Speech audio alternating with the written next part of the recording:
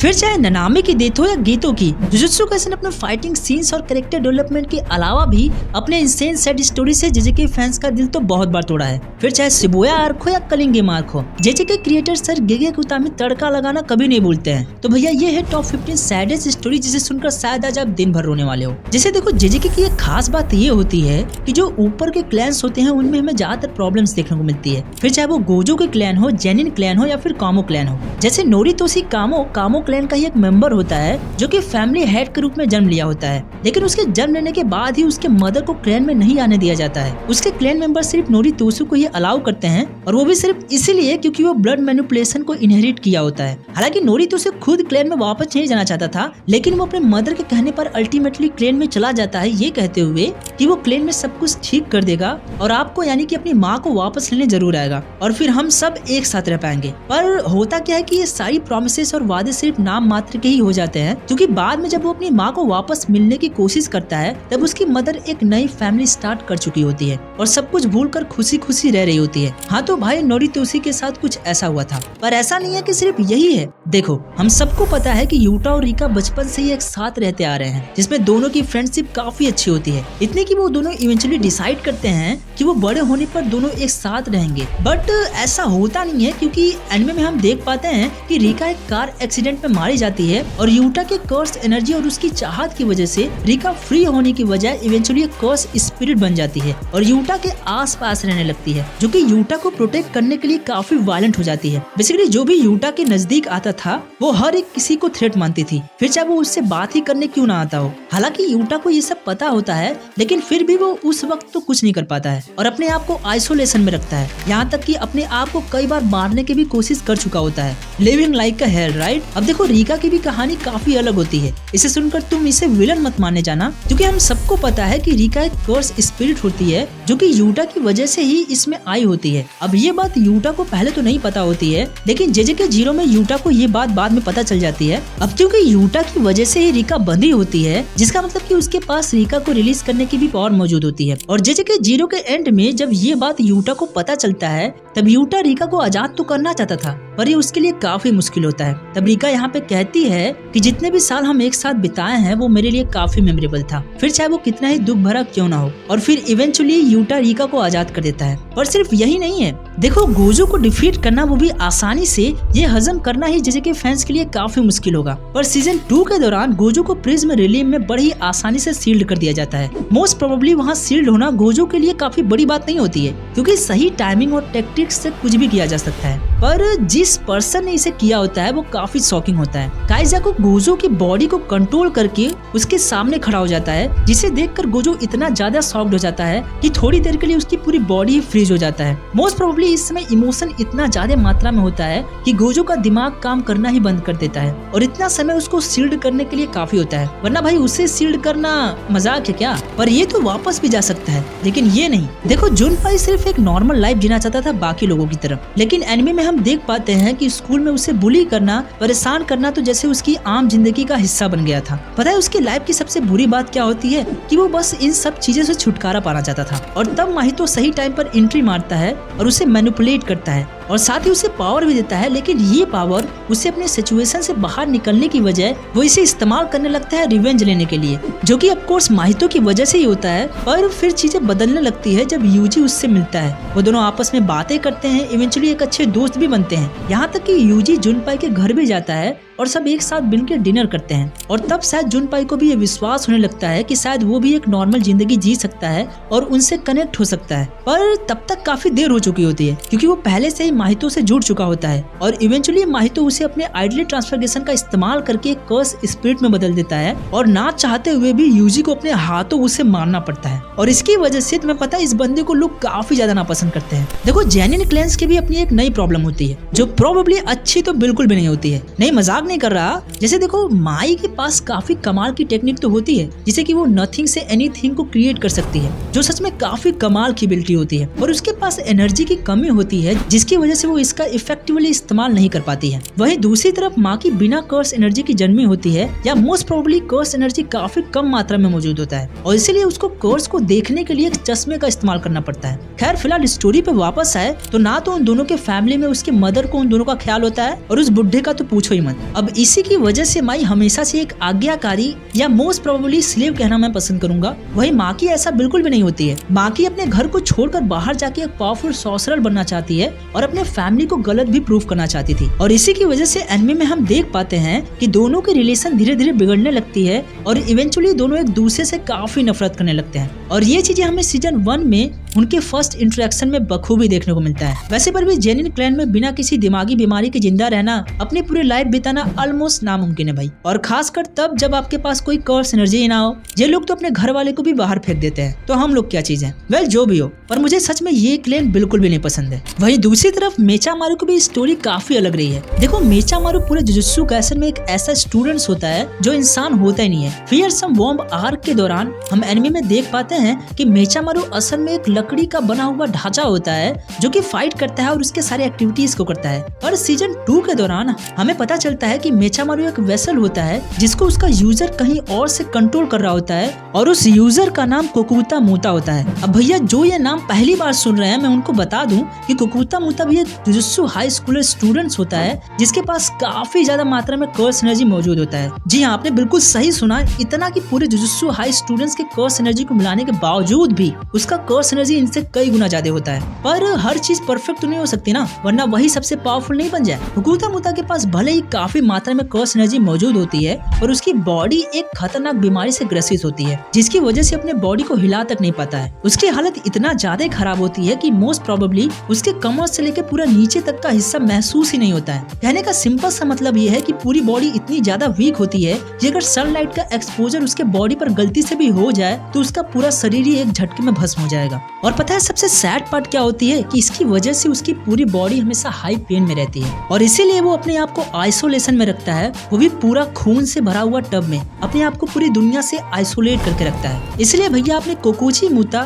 एक गेगे गुतामी को एक वेसल का इस्तेमाल करते देखा होगा जिससे कि वो मोस्ट प्रोबेबली अपनी सारी एक्टिविटीज करते हैं। वो काइंड एक पपेट की तरह होता है जो कि कोकुची एक जगह से होकर उसे कंट्रोल कर पाता है। और ये चीज हमें सीजन 2 में बदलते हुए देखने को मिलती है। लाइक माहितो से डील करने के बाद वो इवेंचुअली अपनी बॉडी को भी पा जाता है, लेकिन जैसा कि हम एनिमे में देख पाते हैं कि माहितो और कोकुची में इसके बाद फाइट होती है और कोकुची इसमें इवेंचुअली मारा जाता है। बूम।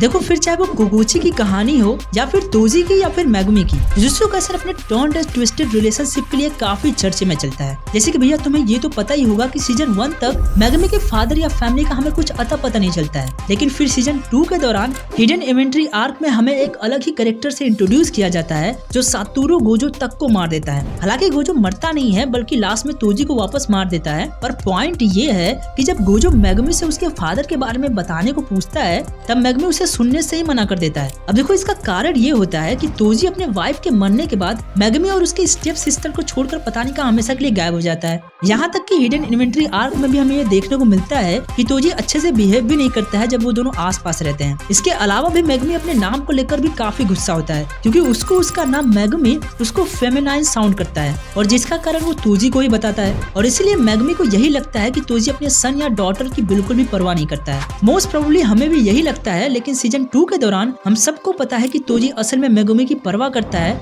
और ये प्रूव वो अपनी मौत से चुकाता है। और इसमें सबसे सैड पार्ट ये होता है कि मेगुमी को तब पर भी नहीं पता चल पाता है कि वो कोई और नहीं बल्कि उसके फादर है। प्रोबेबली पूरे सीरीज तक मुझे नहीं लगता कि इसे पता चल पाया होगा। देखो यूजी भले ही सबसे पावरफुल ना हो, लेकिन वो शुरू से ही दूसरों को हर्ट करने के काफी खिलाफ होता है। इवन जब शुरू में जुनपाई कर्स स्पिरिट में बदल जाता है तब उसको मारने में उसे काफी परेशानी होती है, जबकि जुनपाई का स्पिरिट खुद ही अपने आप को मारने की भीख मांग रहा होता है। हालांकि इवेंचुअली यूजी उसे मार देता है, लेकिन तभी से उसके मन में माहितो के लिए काफी नफरत बन जाती है। बट पॉइंट ये है कि यूजी लाइफ को काफी वैल्यू करता है, फिर चाहे वो कर्स स्पिरिट ही क्यों ना हो। और यही चीज हमें शिबुया आर्क के दौरान में भी देखने को मिलती है। जब सुकुना उसके बॉडी पे कंट्रोल करके काफी मास डिस्ट्रक्शन करता है तब हमें ये चीज अच्छे से देखने को मिलता है। I mean, भैया यूजी की हालत उसमें काफी खराब होती है। वो अपने घुटनों पे आ जाता है, रोता है, चिल्लाता है और ऐसा लगता है जैसे वो पूरी तरीके से टूट गया हो। मेरे कहने का मतलब ये है कि इस समय पे यूजी काफी टूट गया होता है। बिल्कुल वैसे ही सुगुरु गितो को ले लो। एनिमे में भले ही इसे एक विलन की तरह हमें दर्शाया गया हो,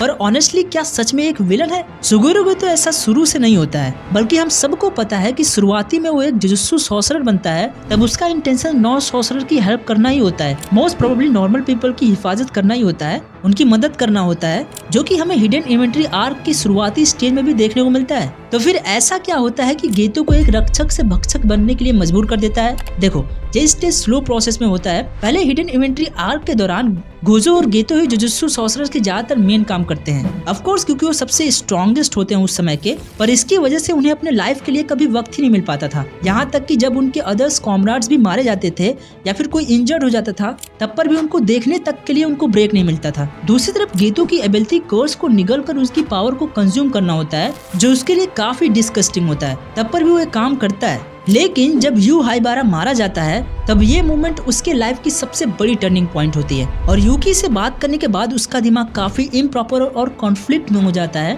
और इतने सारे सवाल और कंफ्यूजन होने की वजह से उसका दिमाग सही से डिसीजन ही नहीं ले पाता है। फिर बाद में वो 2 गर्ल्स को भी बचाता है, जिसको कि टाउन्स के लोग बेमतलब की आलतू फालतू चीजें सुनाते हैं। मोस्ट प्रोबेबली कहे तो इस समय पे उसका दिमाग काफी कॉन्फ्लिक्टेड होता है और ये काफी टर्निंग पॉइंट होता है उसके लाइफ के लिए। पर पता है जेजेके में कुछ ऐसे भी कैरेक्टर हैं जिन्हें बिना किसी वजह से ही मार दिया जाता है। लाइक रिको अमाने, जो कि मास्टर तेंजन के लिए स्टार प्लाज्मा के रूप में चुनी गई थी और जो कि काफी आसानी से मान भी जाती है, जिसके लिए मोस्ट प्रोबेबली रिको को अपनी कॉन्शियसनेस लूज करके अपनी बॉडी को तेंजन को देनी होती है, जो तुम सोच सकते हो कि काफी बड़ी बात होती है भाई। अब शुरू में तो वो आसानी से मान जाती है, लेकिन गोजो और गेतो के साथ थोड़ा टाइम स्पेंड करने के बाद उसे शायद लाइफ की असल मतलब समझ आ जाता है और वो जीना चाहती है, अपने लाइफ को एक्सप्लोर करना चाहती है। और मजे की बात देखो कि गोजो और गेतो पहले से ही डिसाइड कर चुके होते हैं कि अगर विक्टिम वेसल नहीं बनना चाहेगी तो हम जबरदस्ती नहीं करेंगे, फिर चाहे मास्टर तेंजन से ही क्यों न लड़ना पड़े। बट गेतो के हाथ बढ़ाते ही रिको मारी जाती है। आई एम श्योर ये मोमेंट हम सबके लिए काफी शॉकिंग और सैड होता है एट द सेम टाइम। पर पता है ये चीज यहाँ पर ही नहीं रुकती है।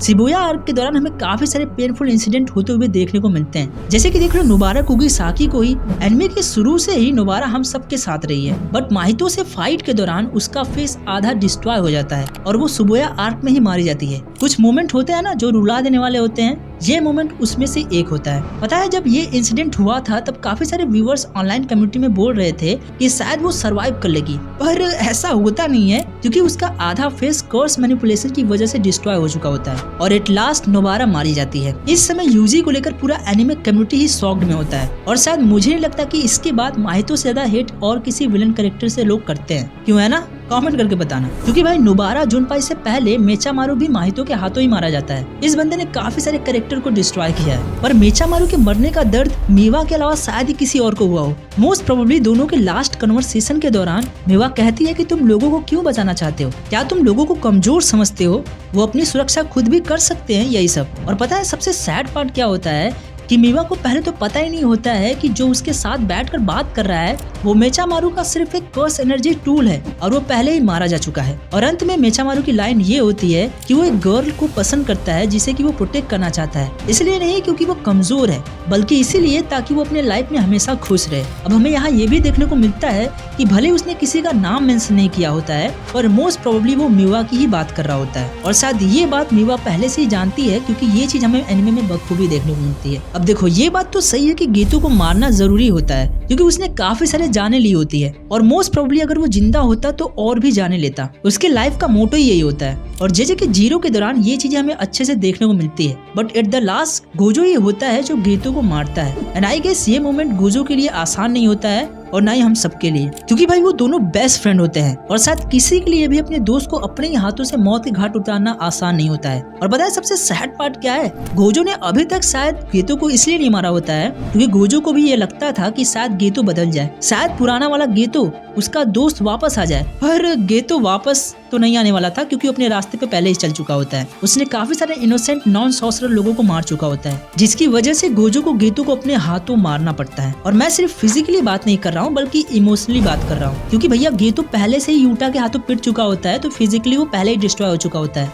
लेकिन यहाँ पर इमोशनली वो पूरे तरीके से डिस्ट्रॉय हो चुका होता है क्योंकि प्रोबेबली उसे भी पता होता है कि वो जो कर रहा है वो कहीं ना कहीं गलत है। और ये चीज हमें एनिमे में बखूबी देखने को मिलती है है और ये हम सबके लिए काफी अनएक्सपेक्टेड एंडिंग होती है। और भैया अनएक्सपेक्टेड एंडिंग की बात कर रहे हैं तो इसे कैसे भूल जाए। मोस्ट प्रोबेबली पूरे जेजेके सीरीज में ननामी एक काफी बिलव्ड कैरेक्टर माना जाता है, पर शिबुया आर्क के दौरान ये भी मारा जाता है माहितो के द्वारा। जी हाँ, फिर से ये बंदा टॉप पर है कत्ल के मामले में। तो माहितो इसे भी अपने कर्स मैनिपुलेशन का इस्तेमाल करके यूजी के सामने ही मार देता है, जो कि हम सब के लिए काफी shocking at the same time horrible भी होता है। और पता है सबसे बड़ी बात क्या होती है कि ननामी के पास चॉइस होते हैं। अगर वो जुजुत्सु सॉर्सरर ज्वाइन नहीं किया होता तब वो अपनी फाइनेंस वाली लाइफ मस्त काट रहा होता और शायद वो आज हम सबके बीच होता, लेकिन ये बंदा फालतू में लोगों को मारता रहता है। इस वीडियो पे क्लिक करो जहां हमने जेजेके के 31 हिडन फैक्ट्स को डिस्कवर किया है। मिलते हैं अगले वीडियो में, बाय।